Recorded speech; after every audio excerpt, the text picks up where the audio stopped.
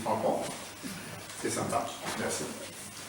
Et puis, j'ai découvert que c'était le jour du bonheur, dit-on. Il paraît, donc, ce que vous voulez mieux, hein. C'est un petit rappel à si jamais. Et le jour du printemps. Ah ouais.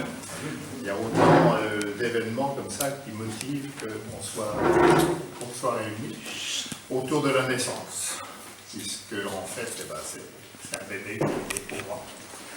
Un petit livre nouveau, après quelques autres que j'ai ici, mais très nouveau pour moi dans la mesure où c'est quand même la première fois que j'écris ce genre de livre.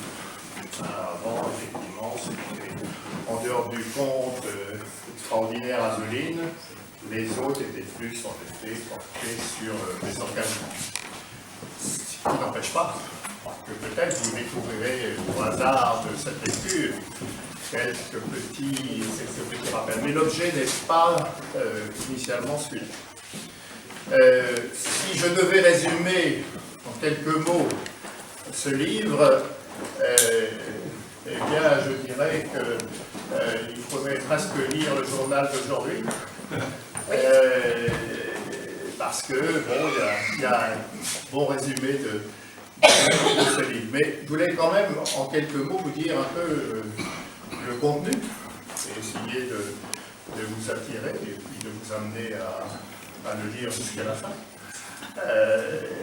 Et donc, en fait, vous l'avez vu par le titre, c'est Grand-père à la Ville-Théâtre. Alors, grand-père, bon, bien, j'en ai deux. Maintenant, on en a parfois trois, parfois quatre. Mais moi, j'ai effectivement un grand-père fourré, et j'ai un grand-père, j'avais, un grand-père Carfontan. Carfontan, c'était le nom de ma maman.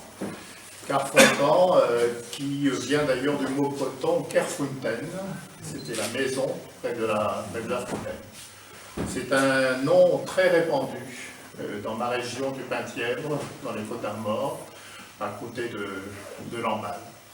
Nous étions réunis en 85, les Carfontans, et nous étions en 2000 réunis à Pléneuf-Valandré, et donc c'est un nom vraiment très très beau. Le retour des oiseaux au printemps est le premier signal. La douce annonce du réveil de la nature et les feuillages renaissants, et les bocages revêtus de leur nouvelle parure sembleraient moins frais et moins touchants sans les nouveaux hôtes qui viennent les animer. De ces hôtes des bois, les fauvettes sont les plus nombreuses comme les plus aimables, vives, agiles, légères, et sans cesse remuées. Tous leurs mouvements ont l'air du sentiment et tous, leur accent, le ton de la joie. Ces jolis petits oiseaux arrivent au moment où les arbres développent leurs feuilles et commencent à laisser épanouir leurs fleurs. Ils se dispersent dans toute l'étendue de nos campagnes. Les uns viennent habiter nos jardins, d'autres préfèrent les avenues et les bosquets. Plusieurs espèces s'enfoncent dans les grands bois et quelques-uns se cachent au milieu des roses.